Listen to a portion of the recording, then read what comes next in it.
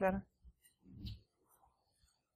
This is Keirsten Williams, and she is a cybersecurity professional with several years of experience in the areas of data security, compliance, and policy development. And in her current role, she is accountable for developing and managing the security program at CONS, responsible for all aspects of information security and governance, and spearheading the retailer's PCI compliance activities. Ms. Williams recently passed the new CISSP exam and is both CISSP and Security Plus certified, and she holds a bachelor degree in business management and is pursuing her master's in cybersecurity and an MBA, a dual degree. An active member of InfraGard and ISA, Ms. Williams has participated in a number of panels and speaking opportunities promoting strategies for career success and getting back to the cyber community. And she's not a Cowboys fan. No, and I'm not a football fan. I'm a Saints fan. Yes.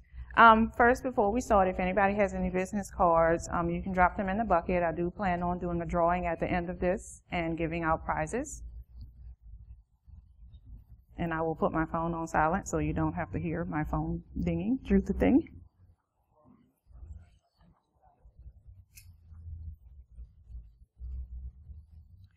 He just gave you all of my information, so I won't bore you with all of this, telling you about myself. Our agenda for today is we are going to have fun. We're going to talk. I'm going to give you some tips on passing the new CISSP exam. It has changed effective April of this year. It's no longer just a multiple choice exam. They've made it a lot more painful. They've added some simulation-based questions, and they've added the questions were long-winded before. They're even more long-winded, and so I'll just be sharing my experiences with you so to help you pass it. Ways to win executive support for funding for your projects. I'll discuss negotiation strategies with you. How to take charge of your career. Networking for success, and at the end, drawing for prizes if you want to share your business card. I'm not a vendor. I will not be contacting you trying to sell you anything, so you don't have to be hesitant to share your business card. It's just for the drawing. Oh, I'm sorry. That might help. And if you don't have business cards, I do have these blank cards up here. You can put your information in. I have pens here too. No, you're fine.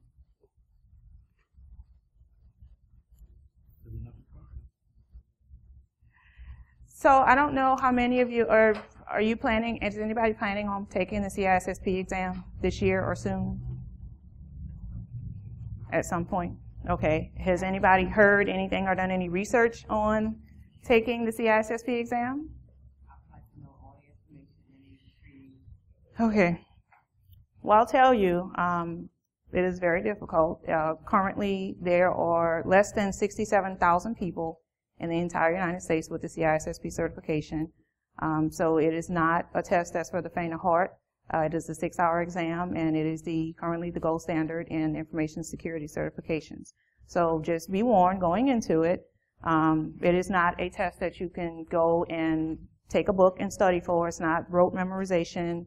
It's not any of the things that a lot of security certifications are. It is literally the best way to pass the test is to have the experience and have a lot of experience in the domains, because there's 8 domains and the test covers all 8 of them.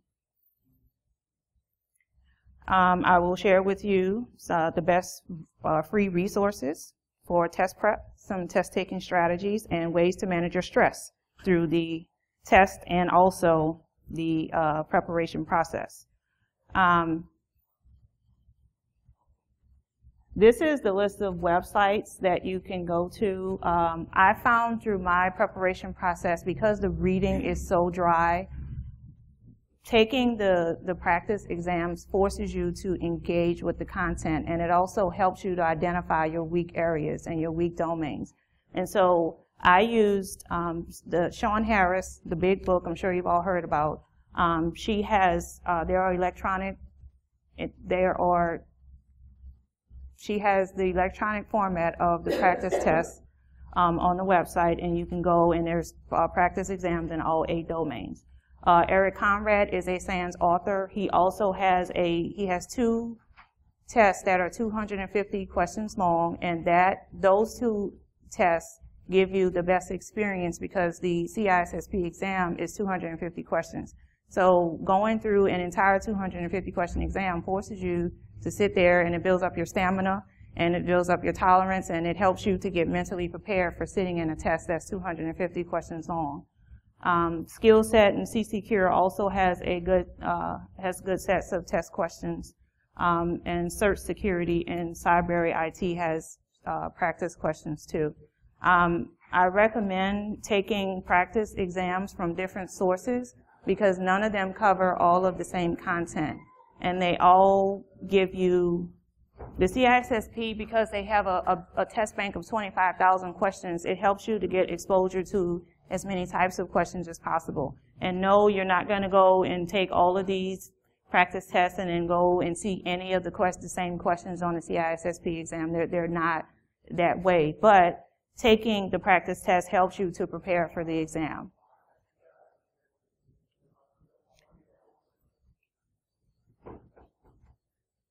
In order to pass this test, you have to have a plan. It is not a test that you can go and study for 2 weeks or go and cram or go and I wouldn't even say you can take just a boot camp and go and pass the test, unless you have sufficient experience. But just in my going through this process, for me, the studying, because I did a SANS boot camp earlier this year too, and I went and took the exam. But after going through the entire process, it wasn't just the boot camp that helped me. It was because I'm in a situation where I have to have my hands in all 8 domains on a regular basis. Having been a one-person team for 3 years, I was able to have the context around what was it that the question was asking, because the questions are so long-winded. It helps to have context around it so that you can understand what exactly it is that they're asking you. But I had a plan. I scheduled study time. I blocked out every day on my schedule. There was a certain time that I knew that, okay, from 6 to 8, I'm studying. Weekends, I have 6 to 9, I'm studying. No matter what's going on, I'm studying at this time, and I stuck to it. And these are the books that I use. I use the big book, the Sean Harris book, and then the ISC Squared has an official guide.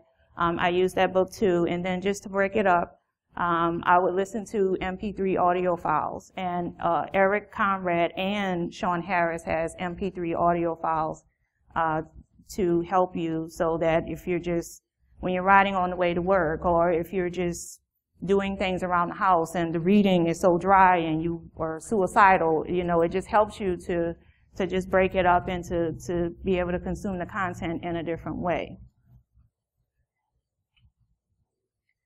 You have to enlist your family support. If you have husbands, wives, children, enlist your family support, because you going through this process of preparation, your family life will be impacted. It is very difficult, but you have to get your family on board. When I was studying for my exam, I told my family, I can promise you clean laundry for the next few months, and that's it.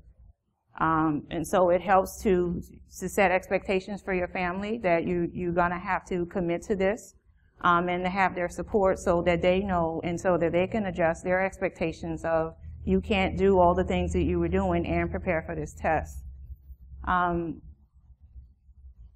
One of the things that helped me was because I had gone through the practice test and I knew what my weak areas were and I know the domains that I was weak in, I created a 1-page memorization sheet of certain things that I knew just based on all the research that I've done, that there are certain things that you're absolutely going to see on the test, such as the OSI model. You get a lot of questions on OSI model.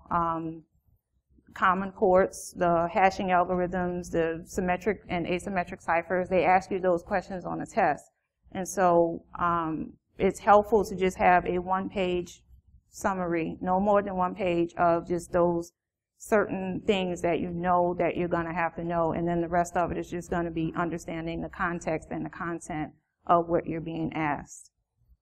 And if you have access to mentors, reach out to your mentors and talk to them about what your weak domains are.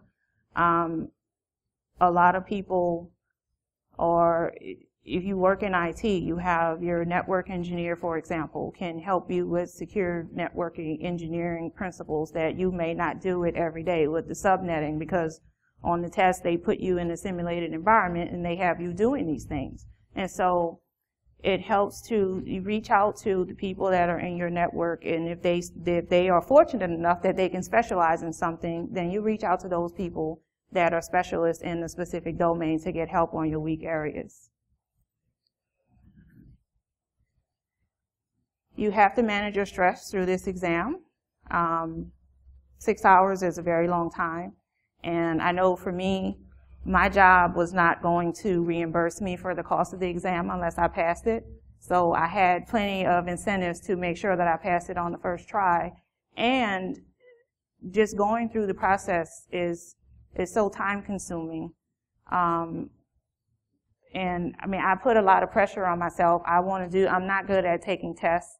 I've never been a fan of standardized tests. I hate them, and I would rather have a root canal than have to do a standardized test. But they're a necessary evil. And so, you have to make sure that you manage your stress both throughout the process of preparing for the exam and also during the exam itself.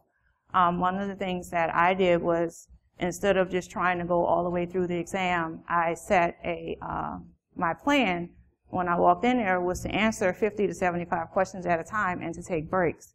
And again, because the questions are so long-winded, and some of them, they're mixed up between multiple choice questions that they're so long you don't even know what they're asking you, and then other ones where you're in a simulated environment, you have to manage that stress and take breaks, because otherwise it'll drive you crazy.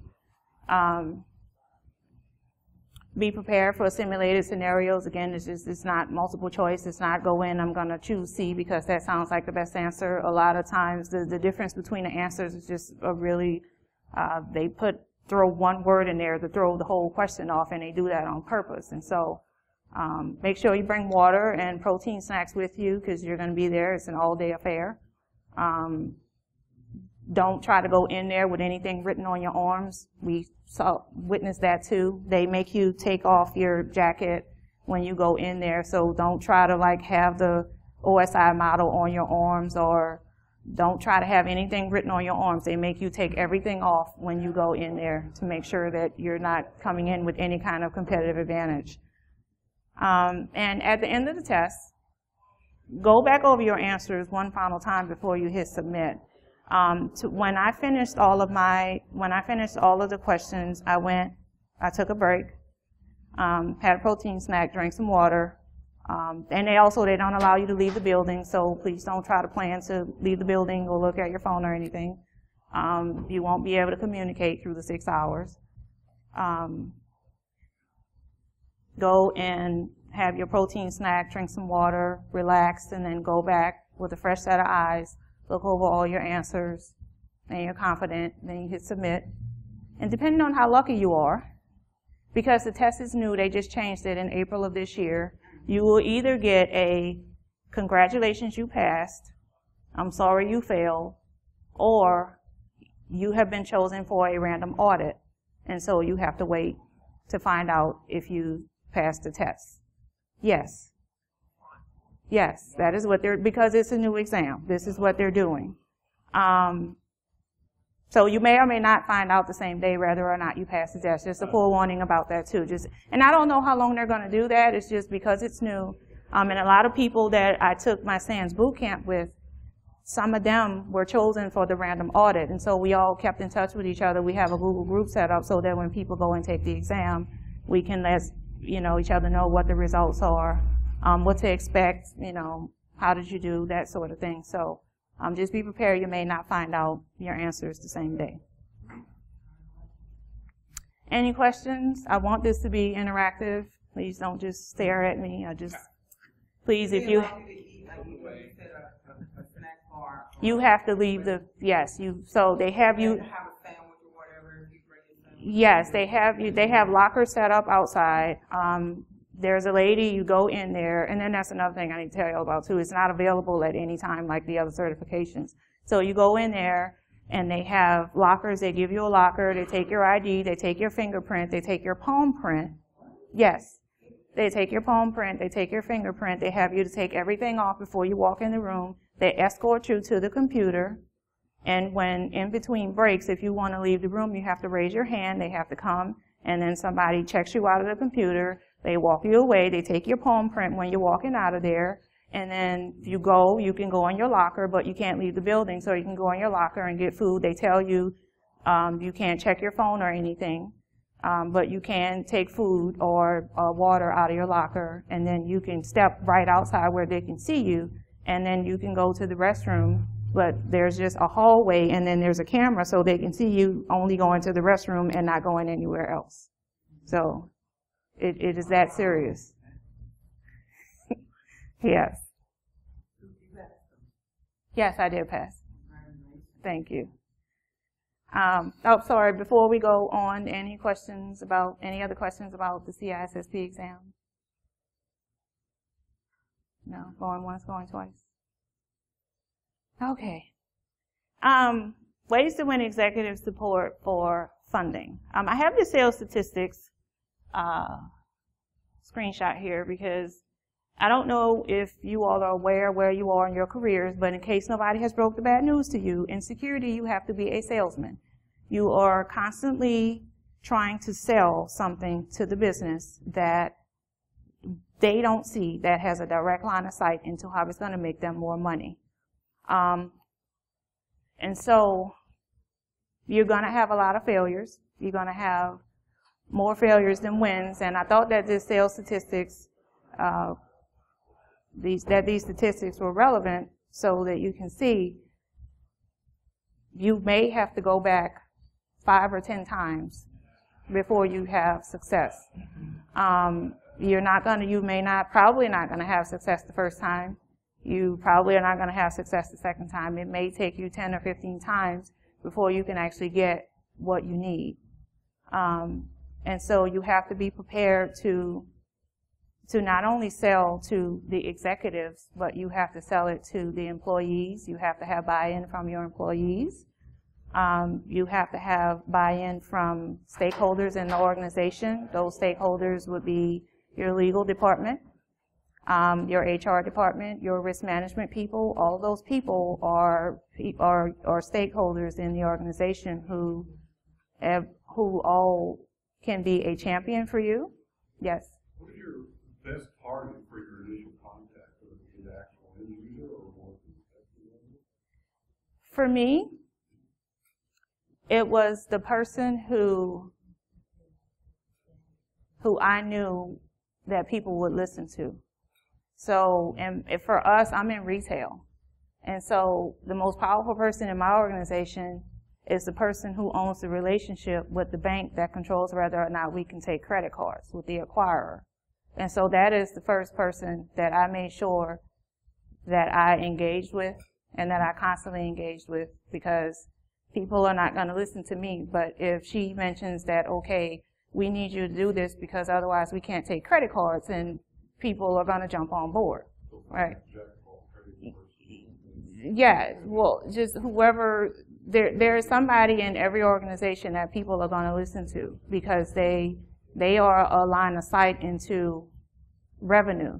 And so for me, in my situation, so security is not a line of sight into revenue for them. But because PCI governs whether or not we can accept credit card, then yes, I am now a line of sight into revenue. Does that make sense? And so, because if we can't take credit cards, we can't take payments, people can't buy stuff, that's the revenue that is tied to. So people are more likely to listen to, we need this security because this affects the bottom line because of credit card payments and revenue, versus we need security because, you know, this new firewall inspects at the application layer. Nobody knows what I'm talking about. Nobody cares, right? So it's just making it something that people care about, where I've had the most success. Sound bites. What do people care about? If it's the legal person, the legal department, they don't want to have to deal with more lawsuits, right? They don't, and especially with all the breaches in the news, They know that we can be breached at any time. That's not something that they want to deal with. So they are more than likely going to be on board and a champion of doing whatever it is that we need to do to ensure that they don't have more work than they already have. Risk management. That person is the owner of the cyber insurance policy. Well, and not just the cyber insurance policy, anytime devices are lost, it has to be funneled through risk management.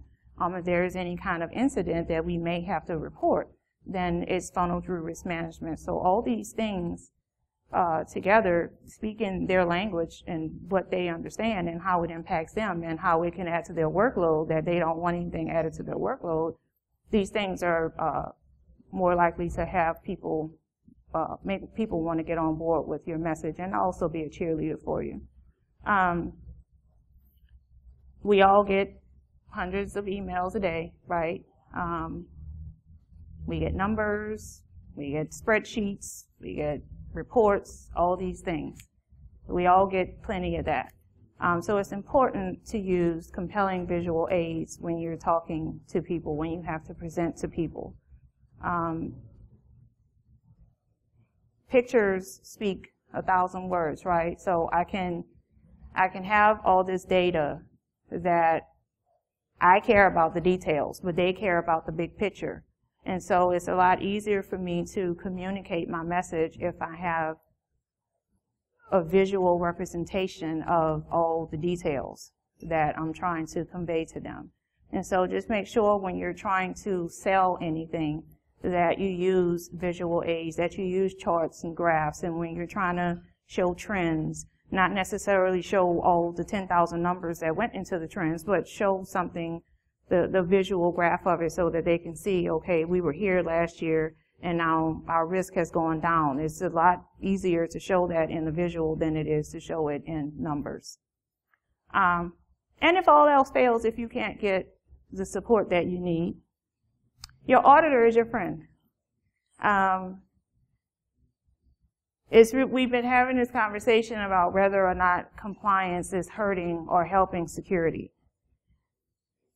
I feel as though it's helping, because if we didn't have compliance requirements, then we wouldn't have anything. There would be no reason, no compelling enough reason sometimes for them to move.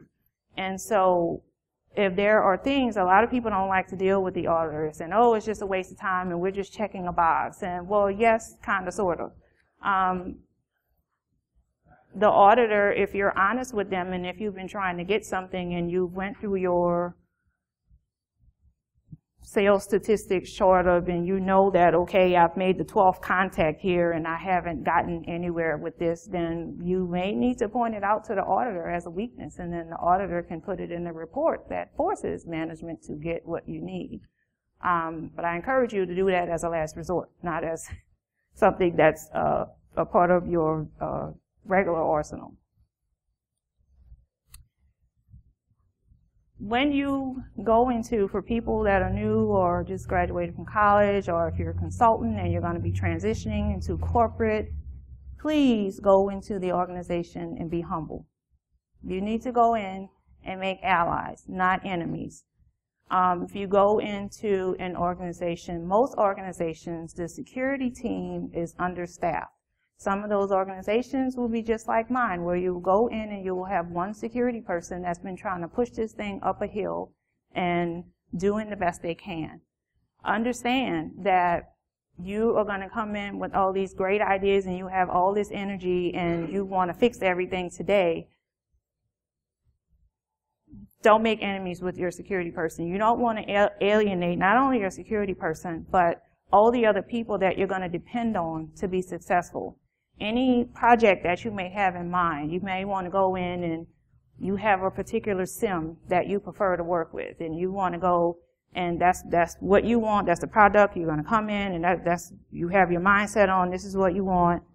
Okay, that's great. Except for implementations require your network team, they require your help desk team, they require your systems team, there are your sysadmins. It requires all these different people that already have projects on their list.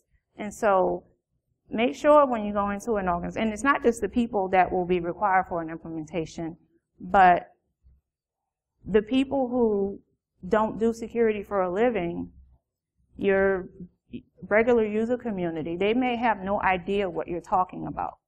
And so you have to be careful when you go into an organization to not alienate people, especially you're in corporate environments and you operate under the assumption that, okay, all these people are educated, all these people are well seasoned. Well, yes, but not in security. And so just be careful when you go into organizations to make allies. Focus on making allies and not creating enemies for yourself. I'm not sure how many of you are aware that vendors have discount seasons. A lot of them towards the end of their fiscal year or towards the end of the quarter, some of them the end of the month. If they're trying to make certain numbers, if they're trying to hit certain targets, they will be willing to extend deep discounts, and that will be a great time for you to engage them and to also be able to show to your boss, hey, I saved this amount of money. If you, for example, if you asked for this money in Q1, but you couldn't get it, and now it's Q4, and your boss already saw that this cost $1 million in Q1. Now it's Q4, and the vendor is trying to make some numbers, and so now you can get it for $750,000. So now you can show your boss, hey, I talked them down to $750,000 and I saved $250,000, and now we can do with something else. So just be aware of your vendor discount seasons, and not when you have a project that comes to mind, a priority that comes to mind, don't let the first vendor engagement be the one that you go with. Make sure that you time it and try to pull enough information out of them to understand when their fiscal year is. When is it that they're more likely to negotiate? When is it that they are trying to hit their target numbers so that they will be more willing to bend, and you get what you want and they get what they want? And also make sure that you're nice to your vendors, because first of all, they can be the person that gives you another job opportunity in the future. And also when you're getting discounts from them, that is something that you make sure that you're leaving room on the table so that it's a win for everybody. When you're talking to end users, when you're talking to the business community, when you're talking to anybody, you cannot approach security from what is in this for you. What is it that you're trying to accomplish? Especially in your organization, you have to approach it with what's in it for them, because that's all people care about. Everybody has their motives, right?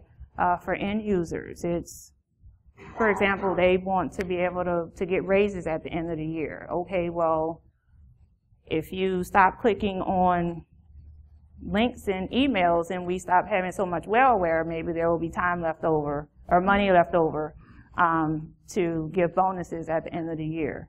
It's those sorts of things. Executives, you know, what's in it for them? Well, you can lower your risk profile so that you can save money on insurance premiums and so that you're more attractive to investors.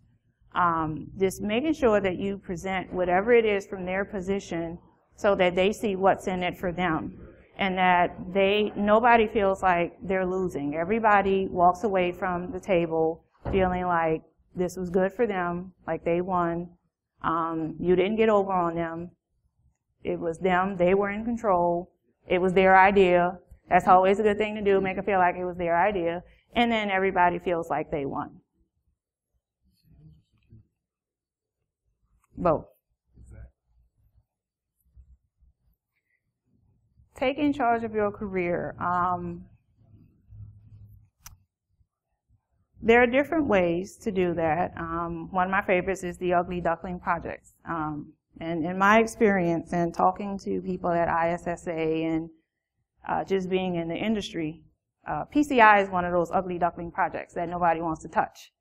And compliance in general, people tend to not want to touch it. There's a lot of accountability that comes with it.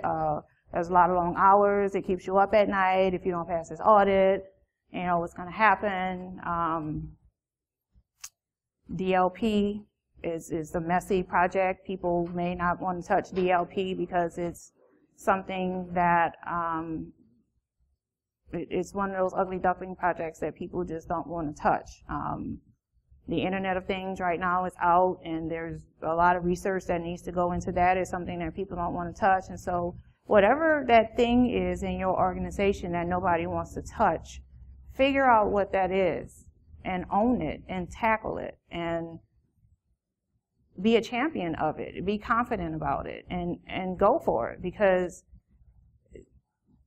again, because there's such a shortage of security professionals, if you're in general IT and trying to figure out how to get into security, if you're making a career transition and you're trying to figure out, okay, how do I do this? How do I make this happen?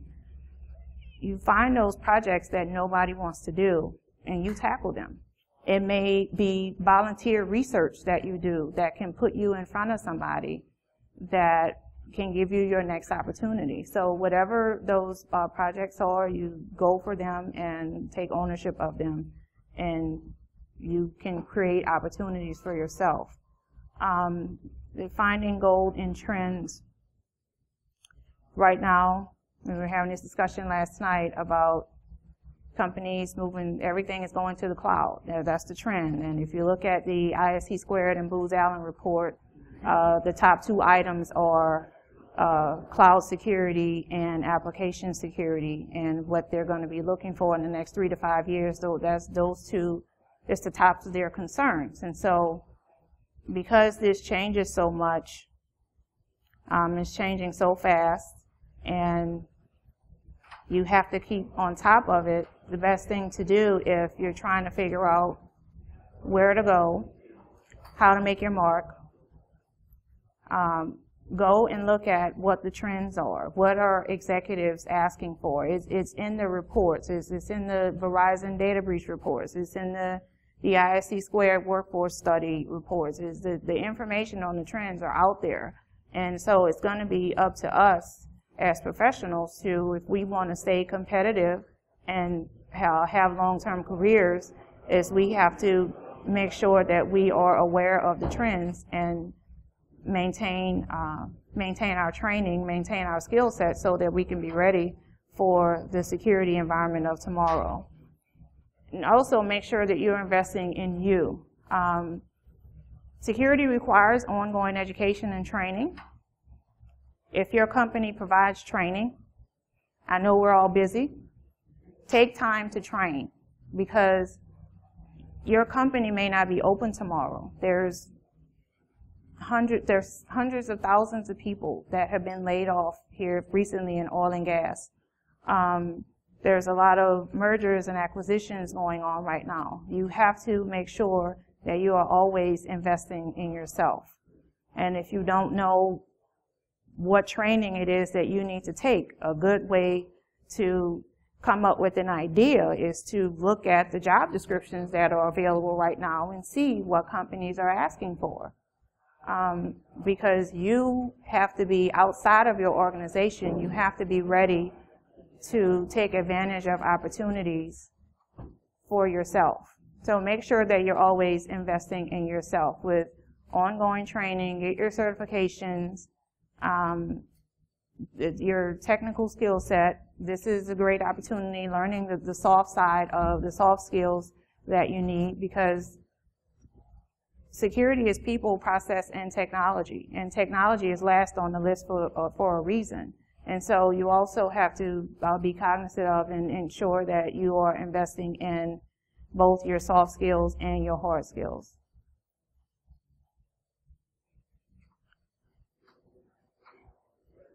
I'm a firm believer in networking.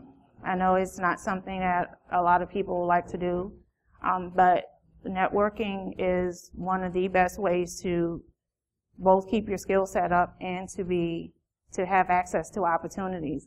A lot of jobs are not even are not published anywhere. A lot of times companies, they don't know what they need,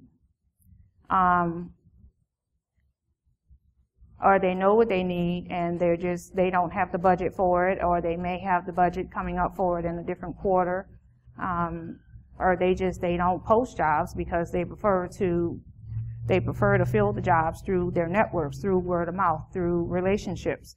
So one of the most important things that we all need to do is to make sure that we are networking, coming to events like this,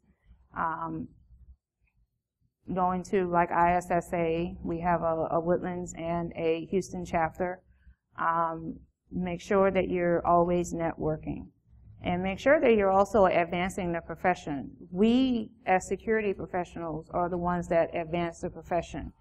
And so the only way that we are going to be able to move forward is we have to reach back for other people, especially for young people who have no idea what any of this is. There are people in our families who may be coming out of high school and going into college. Encourage them to come into cybersecurity. Expose them to it.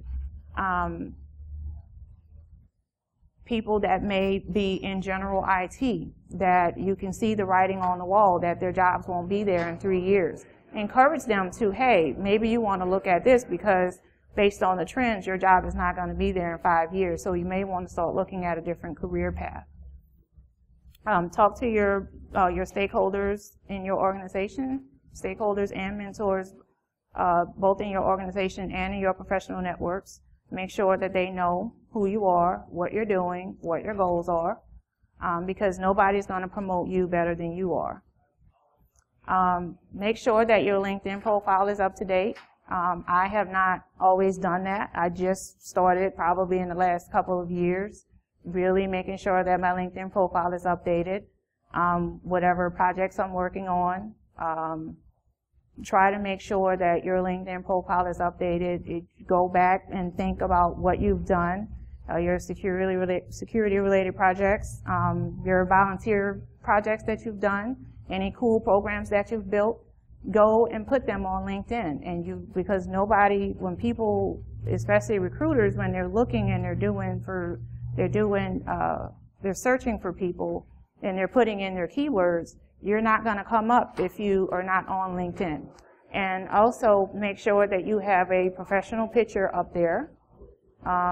There's a lot of people, I get a lot of LinkedIn requests with people that don't have a picture. I'm not going to accept your LinkedIn request if you don't have a picture. And so just make sure that you're using LinkedIn to your advantage. I can tell you I have recruiters contacting me every day for positions that are worse than the one that I'm already in. And please, you guys, I need you to keep declining those roles because these companies, they are not going to invest in security as long as the rest of us keep doing a 10-person job. And we're all doing the best we can, but something has to give because this is not sustainable. So please, you see those roles out there where you see that it's an analyst, architect, engineer, compliance, SME person all wrapped up in one. Thank you, but no thank you. And then when they split the role into two, then maybe you can revisit it. Not sure how many of you guys are members of ISSA. I have gotten a lot of benefit out of being a member of the organization, so I always want to promote them. We have at ISSA. Yes, and I have brochures here too. We have a Women in Security Special Interest Group, and we provide training. There's webinars, and there's also there's scholarship opportunities. So there's a lot of benefit to the organization. And for those of you out here who have daughters who are coming out of high school and college, please encourage your daughters to go into security and tell them that I said that they can do it. And they can contact me to hear about all the war stories and how to navigate being in a male-dominated space, and I will tell them how to have thick skin and not take things personally and all those things that we have to deal with being in a male-dominated environment. I've taken all the bullets. Not all the bullets, because there's more bullets, but I've taken a lot of the bullets, and so I know how to deal with you guys. And so if your daughters are interested, they can contact me. Some key takeaways that I hope you guys have gotten from this. I want you to have fun, not just here, but in this profession. Don't take it too seriously. It's a lot of hard work, and it's one of the most thankless jobs on the planet, and I think that we are underappreciated. I don't think anybody understands what we do but us. So have fun with your job, have fun in your career. Don't take any of this too seriously. Make sure that you have a positive attitude and that you're always out promoting the profession, because with 67,000 CISSPs in the country, the whole country, we need help. So have fun, promote the profession. Those of you planning on taking the CISSP exam, yes, it is difficult. Yes, it will give you gray hair. It's a traumatic experience. It will make you drink a lot afterwards. All those things. Yes, it'll have you suicidal. Yes, all of that. It's all those bad things that you've heard. And it's also, I see, when I started thinking about taking the exam 2 years ago, there's all these reviews out here, you know, the CISSP is worthless and this doesn't make any sense and all these things, and being a CISSP doesn't make you a good security professional. Okay, yes, that's fine, but you know what, having an accounting degree doesn't make you a good accountant. Having a JD doesn't make you a good lawyer. That doesn't mean that you don't pursue excellence in the discipline. And so I encourage you, if you don't have your CISSP, to go for it. Know your business that you're in. Know your business cycle. A lot of times, the cycle that your business is in is going to determine whether you can get investments. It's going to determine whether you can get support. It's going to determine how you can move things forward in your organization. And so you have to know your business, know who the stakeholders are in your business, know who the movers and shakers are, know the people who can get things moving. Know the people who you may have to just mention something in general conversation that they will turn around and have in a general conversation with the person that needs to hear it. Even though you've said it 17 times already, it just takes that one person to say it that one time, and they're like, hey, we should probably look at this. And I'm like, yes, that's a great idea. And then it moves forward. Security is not a dictatorship. I was at an event last week where one of the security professionals mentioned that he dictates what needs to happen to the business. That's not a good idea. Do not try to dictate anything. The business will ignore you. The business will hate you. You'll spend enough time getting ignored and hated already. You don't need to add to it. You need to form allies in your organization with the business and with the people in your IT group. Speak to people in their language. Most people outside of security, again, have no idea what you're talking about. Talk to them in the language they can understand. Don't talk to them you just finished your college course, and so you're going to talk to them in all this academic language. They don't know what you're talking about. They don't know anything about your firewalls. They don't care. They don't know what a SIM is. They don't care. Talk to them in their language about the things that they care about. Always frame the conversations with your stakeholders about what is in it for them. That is all they care about. If you can do that, then you form allies, you have cheerleaders, you have supporters, you have people advocating for you and your initiatives in the business, and that will make it a whole lot easier to move the security program forward. Choose yourself. Always invest in yourself.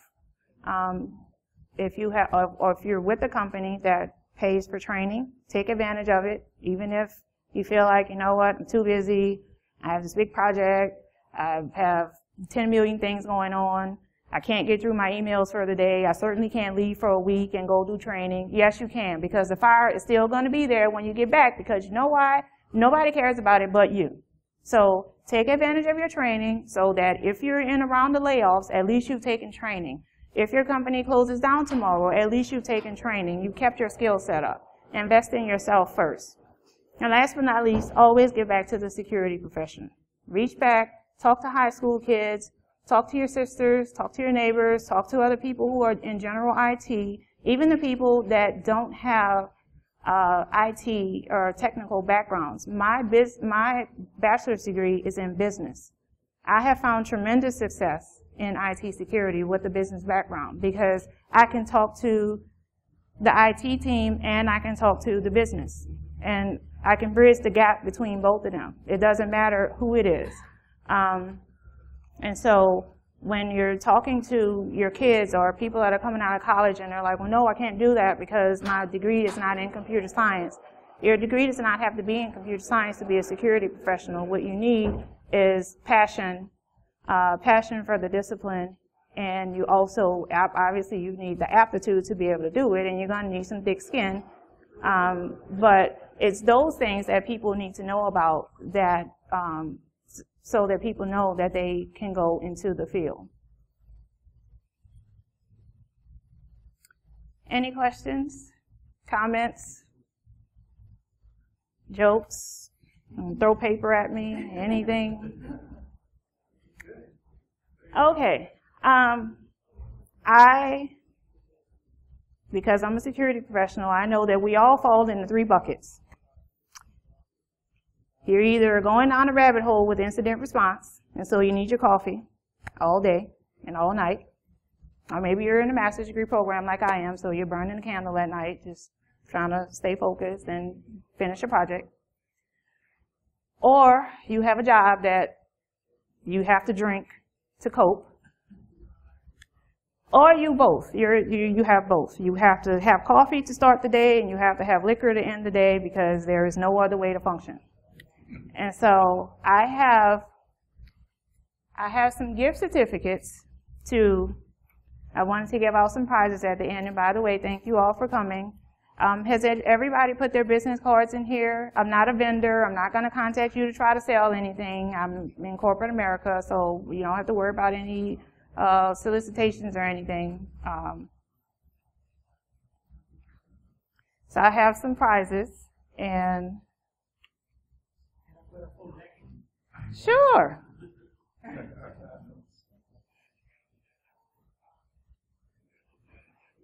One for my colleague. Are you sure?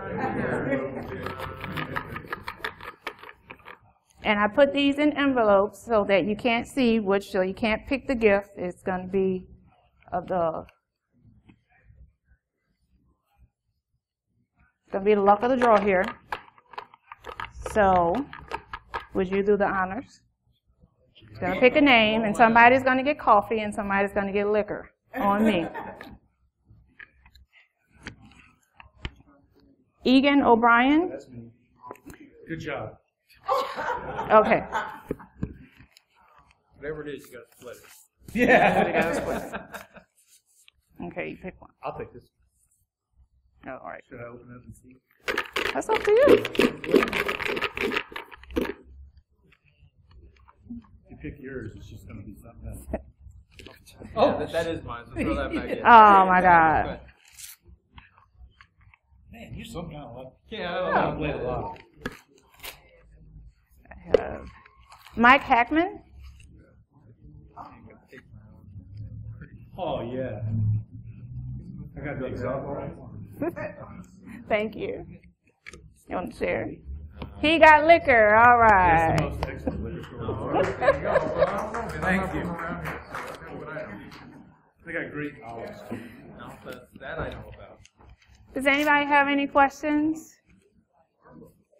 Comments? Concerns? Good presentation. Very good. Thank you. Scary. Scary. I didn't mean to scare anybody. I wanted you guys to have fun. Laugh, chuckle. I know. You have to. I'm a PCI worker on the ISA front. Oh, nice. You. The IT guys, they don't have as much fun. I know. I can tell them I'm But we friend. love That's it. why I saw you up there. You know, it's like I told them you guys haven't been able to get a budget for this shit for years. And here I come, baby. I'm helping. Yes, yes. You know, yeah. A It's lot all of. the bad side they look at. I know. So I try to encourage people. Your auditors are your friends. Letter word, but it's only spelled with 3. Yes. And that's exactly Yes. what we do when we come in the room. Yes. So you did policies and procedures and all the rest of that. Everything. Everything. Yeah, that's what I'm working on.